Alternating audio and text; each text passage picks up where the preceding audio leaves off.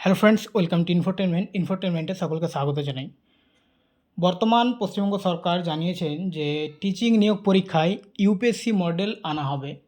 তো আমাদের আজকের আলোচনা হচ্ছে যে ইউপিএসসি মডেলে কী ধরনের পরীক্ষা হয়, কী পদ্ধতিতে পরীক্ষা হয়, সেটা আমরা আলোচনা করব। দেখো, যখন সরকার বলে যে টিচিং নিয়োগ পরীক্ষায় ইউপিএসসি মডেল আনা হবে, তখন সাধারণত এর অর্থ হয় যে পরীক্ষা ও নিয়োগ প্রক্রিয়াকে ইউনিয়ন পাবলিক সার্ভিস কমিশন অর্থাৎ ইউপিএসসির মতো স্বচ্ছ, নিরপেক্ষ এবং কঠোর করা হবে। এর মানে এটা নয় যে ইউপিএসসি নিজে পরীক্ষা নেবে, ঠিক আছে? এই লাইনটা বাদ দাও। দেখো, এর মধ্যে সাধারণত যা থাকতে পারে, বর্তমানে যে সামনে টিচিং এক্সাম আসতে চলেছে, তো সেখানে কি থাকতে পারে এটা কিন্তু অনুমান। যতক্ষণ পর্যন্ত বিজ্ঞপ্তি না এসছে ততক্ষণ কিন্তু এটা 100% সঠিক ধরা যাবে না, ঠিক আছে? দেখো, সম্পূর্ণ মেধাভিত্তিক নির্বাচন, ওএমআর বা কম্পিউটার বেস টেস্ট হতে পারে কম্পিউটার বেস টেস্ট ওটা বলা যাবে না, ওএমআরটা ধরে রাখো। তো ওএমআর আগে থেকে হচ্ছিলো, এবারও হবে। তারপরে হবে স্ট্যান্ডার্ড প্রশ্নপত্র, তারপরে অ্যান্সার কি, প্রকাশ ও আপত্তি জানানোর সুযোগ এবং নির্দিষ্ট সময়সূচি অনুসরণ, যেটা গত 10 বছর 15 বছরে হয়নি, ঠিক আছে? নির্দিষ্ট সময়সূচি অনুসরণটা। আচ্ছা, চলো আমরা ইউপিএসসি মডেলটা ধাপে ধাপে জানি যে ইউপিএসসিতে কীভাবে পরীক্ষা হয়। প্রথমত ইউপিএসসির ধাপ 1 হচ্ছে যে অফিসিয়াল নোটিফিকেশান দেওয়া হয়, যেটা আমাদের পশ্চিমবঙ্গেও দেওয়া হয়, ওটা দেবে অবশ্যই। সেখানে শূন্যপদ প্রকাশ হয়, যোগ্যতা ও সিলেবাস নির্ধারণ, পরীক্ষার প্যাটার্ন ও নম্বর বন্টন এবং গুরুত্বপূর্ণ তারিখ ঘোষণা। এবার শূন্যপদটা মানে নোটিফিকেশানের আগেও জানানো হতে পারে বা পরীক্ষার পরেও অনেক সময় জানানো হয়, ওটা কিন্তু ভাইটাল ব্যাপার না, ঠিক আছে? ধাপ 2-এ কী হয়, অনলাইন আবেদন প্রক্রিয়া এবং ফি জমা নেওয়া, আবেদনপত্র স্বয়ংক্রিয়ভাবে যাচাইকরণ। এটা ইউপিএসসিতেও হয়, পশ্চিমবঙ্গ হয়, সুতরাং এটা থাকবেই। নতুন কি আসতে চলেছে আমরা এগুলো দেখব। দেখো, ধাপ 3-তে প্রিলিমিনারি এক্সামিনেশন। এটা কিন্তু ইউপিএসসি মডেলে আছে যে প্রথমে প্রিলিমস এক্সাম হবে। যদি টিচিং এক্সামে ইউপিএসসি মডেলটা নিয়ে আসা হয়, তাহলে প্রিলিমিনারি এক্সামিনেশন বা প্রিলিমস এক্সাম আসতে পারে। মেন এক্সামের আগে অর্থাৎ সাবজেক্টের এক্সামের আগে প্রিলিম এক্সাম আসতে পারে, যেটা হবে এমসিকিউ ভিত্তিক পরীক্ষা, ওএমআর বেস্ট। আচ্ছা, ইউপিএসসি প্রিলিমসে কিন্তু নেগেটিভ মার্কিং থাকে, 1-3 হোক বা 1-4 হোক, যা হোক 1-3ই সম্ভবত আছে, সম্ভবত কি 1-3ই আছে, এটাই 100%। এবং কোনো পরীক্ষায় 1-4 হয়, যেমন পশ্চিমবঙ্গের পরীক্ষাগুলোতে 1-4 হয় বেশিরভাগ। তো ঠিক আছে, 1-3 না হোক, 1-4 হতে পারে নেগেটিভ মার্কিং।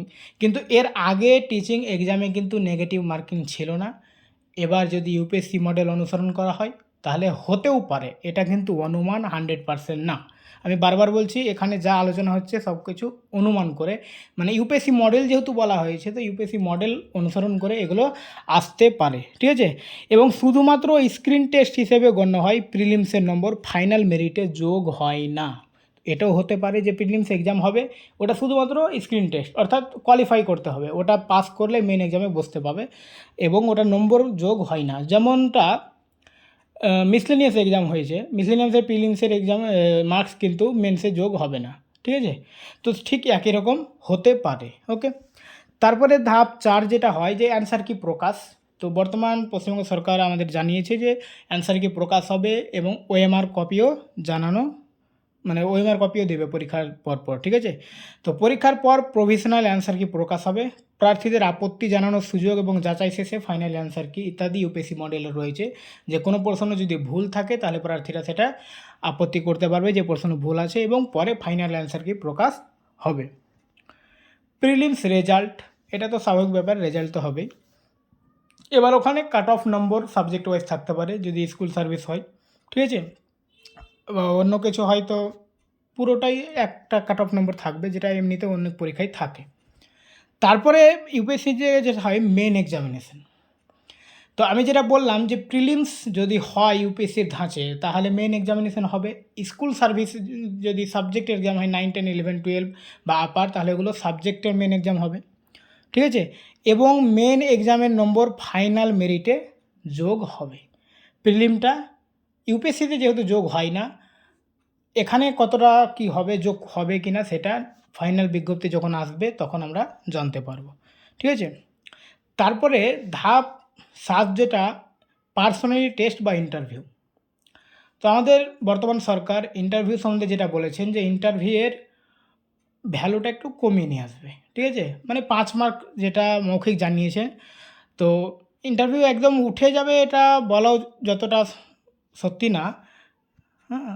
এতটা সত্যি হবে না যে উঠে যাবে। ইন্টারভিউ থাকবে, হয়তো কম থাকবে। যেমন 5 মার্ক এমনিতে আমরা জানতে পেরেছি। তো ইন্টারভিউ ধরে নেওয়া যে 5 মার্ক থাকবে এবং ওটা যুক্ত হবে, ঠিক আছে? তারপরে তারপরে ধাপগুলো যে হয় ইউপিএসসিতে ডকুমেন্ট ভেরিফিকেশন ডিবি, সেটা তো সব পরীক্ষায় হয় এবং এই টিচিংয়ে হবে। তারপরে ফাইনাল মেরিট লিস্ট, ঠিক আছে? তারপরে মেডিকেল এক্সামিনেশন হয়। তো সব এসব এতে হয় না, টিচিংয়ে নাও হতে পারে। এটা যেহেতু ইউপিএসসিতে হয়। তারপরে সার্ভিস সিলেকশন অ্যাপয়েন্টমেন্ট, তারপরে প্রার্থীর পছন্দ যেটা অ্যাপয়েন্টমেন্ট লেটার দেওয়া হয়। আচ্ছা, তো ইউপিএসসি মডেলের প্রধান বৈশিষ্ট্য আমরা কী কী দেখলাম? সম্পূর্ণ মেধাভিত্তিক নির্বাচন, নির্দিষ্ট সিলেবাস ও ক্যালেন্ডার, স্বচ্ছ মেরিট লিস্ট ও cut off, negative marking, answer key আপত্তি জানানোর সুযোগ, সময়বদ্ধ নির্ভুল প্রক্রিয়া, ঠিক আছে? যদি পশ্চিমবঙ্গে শিক্ষক নিয়োগে সত্যি ইউপিএসসি মডেল চালু করা হয় তাহলে উপরে অধিকাংশ ধাপ অনুসরণ করা হতে পারে। তবে চূড়ান্ত কাঠামো ডব্লিউবিএসএসসির সরকারি বিজ্ঞপ্তিতে প্রকাশিত নিয়োগ বিধির উপর নির্ভর করবে। ওকে, তো আজকের আলোচনা আমাদের এখানেই শেষ। ওকে, থ্যাংক ইউ।